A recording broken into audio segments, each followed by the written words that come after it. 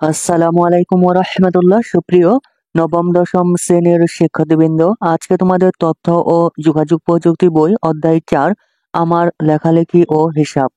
আমার লেখালেখি ও পৃষ্ঠা 63 এর বহুনির্বাচনী প্রশ্নের উত্তর সম্পর্কে আলোচনা করব। প্রিয় শিক্ষার্থী, চলো শুরু করা যাক। 1 নম্বর প্রশ্ন হচ্ছে, কোনো ডকুমেন্ট টেমপ্লেট আকারে সংরক্ষণ করা হয় কেন? কোনো ডকুমেন্ট টেমপ্লেট আকারে সংরক্ষণ করা হয় কেন? উত্তর হচ্ছে 1 খ, বারবার ব্যবহারের জন্য। বারবার ব্যবহারের জন্য কোনো ডকুমেন্ট টেমপ্লেট আকারে সংরক্ষণ করা হয়। 2 নম্বর প্রশ্ন হচ্ছে, কোনো ডকুমেন্ট প্রথমবার সংরক্ষণ করতে কোনটি ব্যবহার করা হয়? উত্তর হচ্ছে 2 গ, সেভ। উত্তর হচ্ছে 2 গ, সেভ। 3 নম্বর প্রশ্ন হচ্ছে, স্প্রেডশিট বিশ্লেষণ ব্যবহার করে। উত্তর হচ্ছে 3 গ।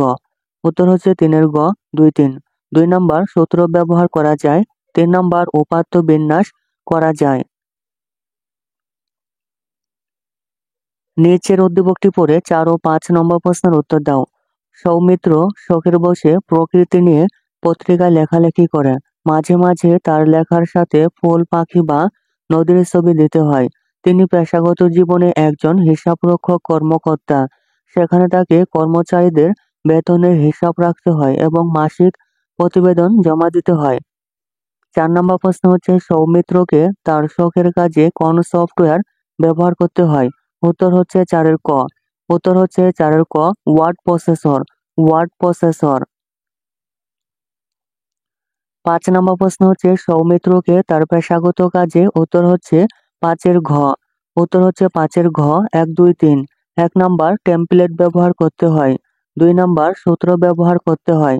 3 নম্বর উপাত্ত বিন্যাস করতে হয়। প্রিয় শিক্ষার্থী, আজকে পর্ব তোমাদের এই পর্যন্তই।